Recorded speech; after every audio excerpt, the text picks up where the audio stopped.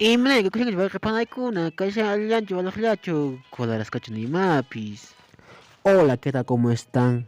Yo soy Cipriano Rudy. El día de hoy traigo un nuevo video para ustedes de cómo puedes tener traductor de quechua en aplicación de TikTok. Primeramente debes tener es TikTok. Si no tienes, descárgalo. Cuando tienes TikTok, pues simplemente tienes que ir a TikTok. Y una vez cuando estés en TikTok, simplemente tienes que ir a buscar donde dice aquí buscar, donde dice tendencias, aquí en lopita, hacer clic en ahí y simplemente escribir aquí mi nombre, Cipriano Rudy Quechua. Así es, esto pueden hacer clic en ahí. Una vez aquí tienen que seguirme, luego compartir. Ir a mi último video, por ejemplo, este es mi último video. Aquí, como podrán ver, este es esto. Y último, tienen que dar el corazoncito o me gusta. O sea, tienes que cumplir los tres requisitos: seguirme, compartir, dar corazoncito, al final comentar. Ese es el momento.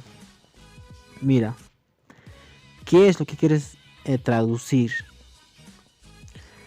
A ver, dime. Frase, palabra, qué cosa, dime. De lo que sea, qué cosa quieres traducir o qué cosa, dime nomás. Pues es el momento aquí. Simplemente traduce, por ejemplo, aquí escribe una palabra. A ver, digamos, yo quiero que traduzca una palabra. Esta palabra traduzcame ya. Casa. Ya. Casa en quechua. ¿Cómo se dice casa en quechua? Así me dices. Me envías. Y luego que va a pasar, yo simplemente voy a responder en un video o también en un comentario. De esa manera aprenderás fácil y rápido. De esa manera estarías aprendiendo. Y luego regresar aquí y me estarían preguntando, ¿esa es manera de aprender el idioma? Claro que sí, así es. Esta vez creo que te agarré o me agarraste. Pues traductor de quechua en TikTok. No hay. No existe ni Google, ningún parte no existe. Quizás hay otros que se hacen pasar que ya existen, pero es falso, amigos, falso.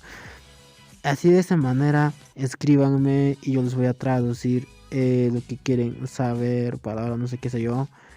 Así es, simplemente busca mi nombre, Cipriano Rudy Quechua, así.